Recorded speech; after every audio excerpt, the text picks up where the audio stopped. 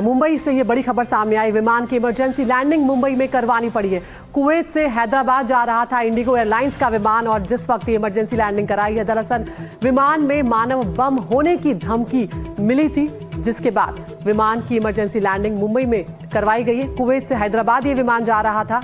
Email के जरिए ये धमकी दी गई है और जब धमकी आई उसके बाद हड़कंप मच गया। अलर्ट मोड पर आ गई सभी अथॉरिटीज। एयरपोर्ट अथॉरिटी जो है वो यहाँ पर फौरन मुस्तैद हो गई और जांच एजेंसियां जो हैं वो यात्रियों और सामान की अब गहन जांच यहाँ पर कर रही है, क्योंकि ईमेल के जरिए ये धमकी दी गई है और मानव बम होने की धमकी दी गई थी इंडिगो एयरलाइंस के इस विमान में। हमारे सहयोगी अनुज की रिपोर्ट आपको दिखाते हैं इस खबर को लेकर। मैं फिलहाल मुंबई एयरपोर्ट के बाहर खड़ा हूँ, जिसमें एक्टिविटी जो है आप देख सकते हैं काफ़ी तेज़ी से चल रही है। अभी एक इम्पॉर्टेंट अपडेट हमारे पास आई है कि जो एक कुवैत से इंडिगो की फ़्लाइट थी 6E1234 नामक जो फ़्लाइट थी, वो कुवैत से सुबह या फिर रात को 2 बजे निकली थी और हैदराबाद को 8:10 पे लैंड करने वाली थी। हालांकि हैदराबाद एयरपोर्ट पे एक ईमेल जाता है जिसमें एक बॉम्ब थ्रेट भेजा जाता है फ़्लाइट के संदर्भ में, और उसी वजह से इस फ्लाइट को हैदराबाद से पहले मुंबई डाइवर्ट कर दिया गया। अब ये जो फ्लाइट है ये 7:45 को मुंबई एयरपोर्ट पे सेफली लैंड की। उसके बाद उसको एक अलग जोन में ले गया गया और यहाँ का जो लोकल CISF है या फिर जो लोकल अथॉरिटीज़ है उन्होंने इसका एक तरीके से प्रोब या इन्वेस्टिगेशन भी शुरू कर दिया है। फिलहाल अगर हम देखें तो फ्लाइट अभी भी मुंबई एयरपोर्ट पे पहुंची है और जो यहाँ के इन्वेस्टिगेटिव एजेंसीज़ है या फिर CISF के एजेंट्स हैं वो पैसेंजर से बात करके जानने की कोशिश करें कि क्या उन्हें उस फ्लाइट में कुछ संदिग्ध चीज़ मालूम हुई या देखने मिली थी। हालांकि जो फ्लाइट अथॉरिटीज़ है या फिर जो एयरपोर्ट अथॉरिटीज़ या बाकी के जो सोर्सेज हैं उनका कहना ऐसा है कि ये जो पूरा डेवलपमेंट है ये एक होक्स ईमेल या फिर एक होक्स थ्रेट होने के चांसेस काफ़ी ज़्यादा है, क्योंकि ऐसा रेगुलर बेसिस पे एयरपोर्ट को फेस करना पड़ता है। मेरे सहयोगी संदेश पाइकर के साथ में अनुज वाइद्य, NDTV इंडिया के लिए मुंबई से।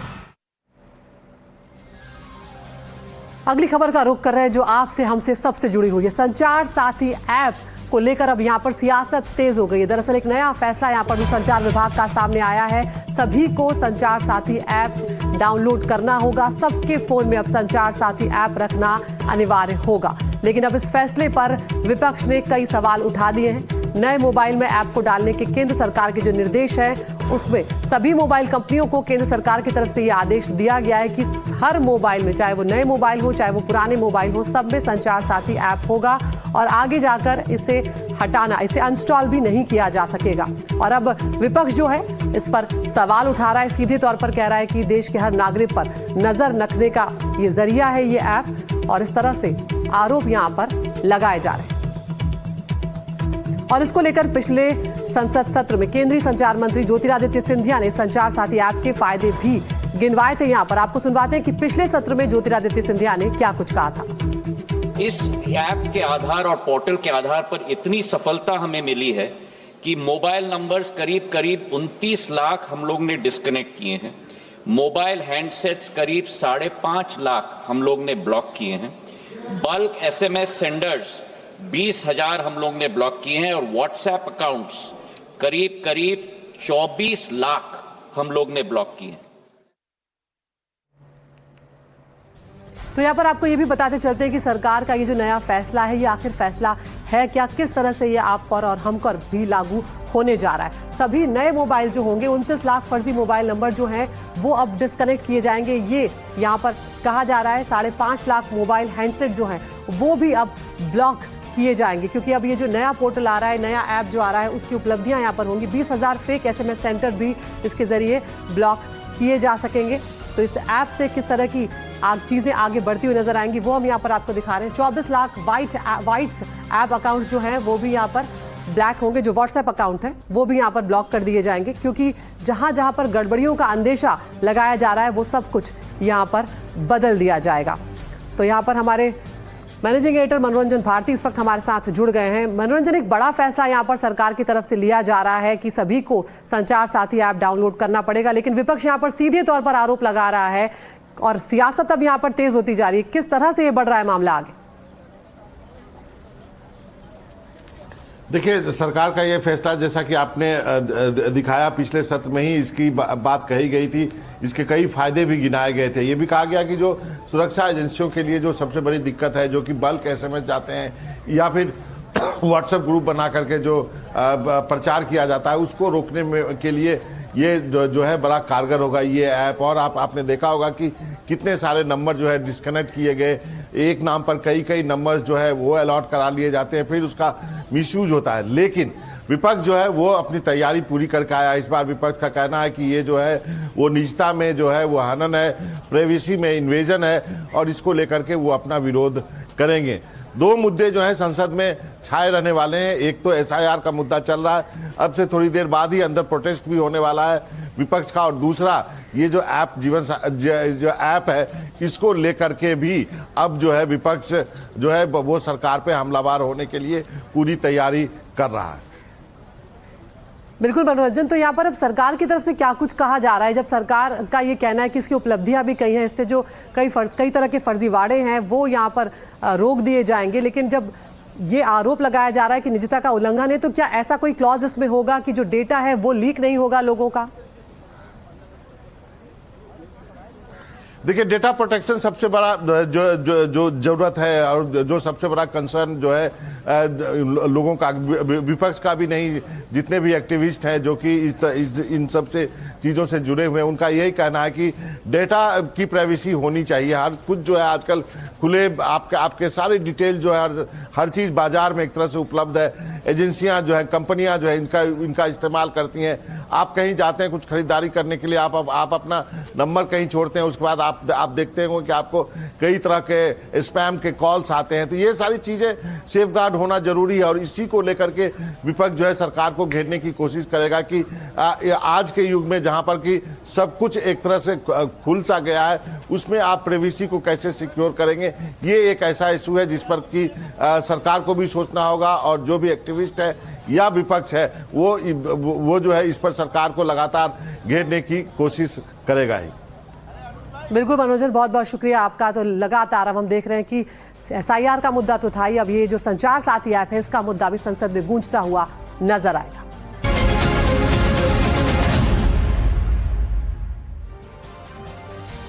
तो संसद के शीतकालीन सत्र का आज दूसरा दिन है। पहला दिन हमने देखा है कि किस तरह से हंगामा लगातार वहां पर देखने को मिला। एसआईआर के मुद्दे पर विपक्ष लगातार हमलावर है यहां पर और घेरने की कोशिश आज दूसरे दिन भी विपक्ष की तरफ से की जाएगी। 14 बिल पास कराने पर सरकार यहां पर फोकस बनाकर रखे हुए। गुरुवार या शुक्रवार को वंदे मातरम का जो मामला है उसके 150 वर्ष पर भी चर्चा होगी। प्रधानमंत्री मोदी भी वंदे मातरम चर्चा में जो वक्ता होंगे उनमें शामिल होंगे, उस पर वो भी बोलेंगे।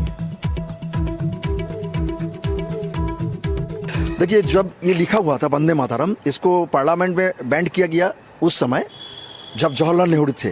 नेहरू जी ने इसको काय किया, उस समय वो कोई जाति के लिए किए थे, कोई जाति को अपर हैंड देने के लिए किए थे। ये बैंड पॉलिटिकली हम लोग यूज़ करेंगे लेकिन पार्लियामेंट में नहीं होगा। रविंद्रनाथ टैगोर, उनके लिए उनको भी मैं नमन करता हूँ, उसके लिए मेरा कोई बात नहीं है। पूरा उनको छोटा करना भी मैं नहीं, उनको छोटा करने की हिम्मत मेरे को बंगाली जाति का भी नहीं है, लेकिन बंकिम को भी छोटा करने का हिम्मत बंगाली जाति का नहीं है। पार्लियामेंट में जनो गनो मनो जो होता है, जो गाना होता है, वो वोकल ही चलता है और पार्लियामेंट ख़त्म होने के बाद वंदे मातरम इंस्ट्रूमेंटली बजता है। हम पहला चाहते हैं कि ये वोकल ही होगा, जैसे जनो गनो मनो होता है ऐसे वंदे मातरम होगा। एसआईआर कोई मुद्दा नहीं है। 2 जगह अगर वोट हैं तो 1 जगह होगा। हर गांव के 10-20 आदमी, कोई लुधियाना में काम करता है, कोई सूरत में काम करता है, कोई दिल्ली में काम करता है, वो वहाँ भी मतदाता है, यहाँ भी मतदाता है। और इसको हिंदू मुस्लिम के नज़रिए से ना देखा जाए, पार्टी के नज़रिए से ना देखा जाए। औसत जब निकल करके आएगा तो आप देखेंगे सबके वोट घटेंगे।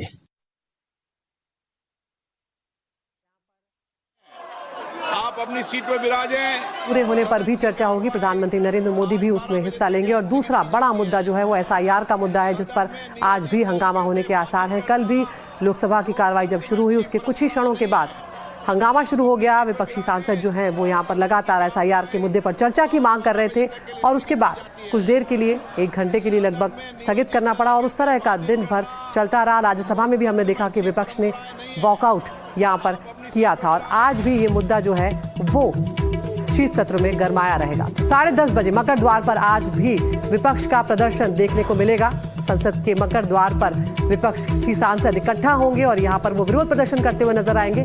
SIR पर चर्चा की मांग जो है वो उसको लेकर अब विपक्ष लगातार और मुखर होता जा रहा है। वो चोरी का मुद्दा लगातार विपक्ष की तरफ से उठाया जा रहा है और अब आज मकर द्वार पर कुछ ही देर में विपक्षी सांसद जो है वो इकट्ठा होंगे और उसके बाद यहाँ पर चर्चा की मांग विपक्षी सांसद कर रहे हैं। लेकिन सरकार का यहाँ पर कहना है कि सारी बातें सुनी जाएंगी, लेकिन जो बिल हैं, जो विधेयक हैं, उन पर भी चर्चा हो, जिन पर फोकस करना है। कल ही प्रधानमंत्री ने कल ही कहा था कि जो नए सांसद हैं उन्हें भी बोलने का मौका दिया जाए। साथ ही उन्होंने विपक्ष पर कहीं ना कहीं ये आरोप भी लगाया था कि बिहार की हार को विपक्ष पचा नहीं पा रहा है।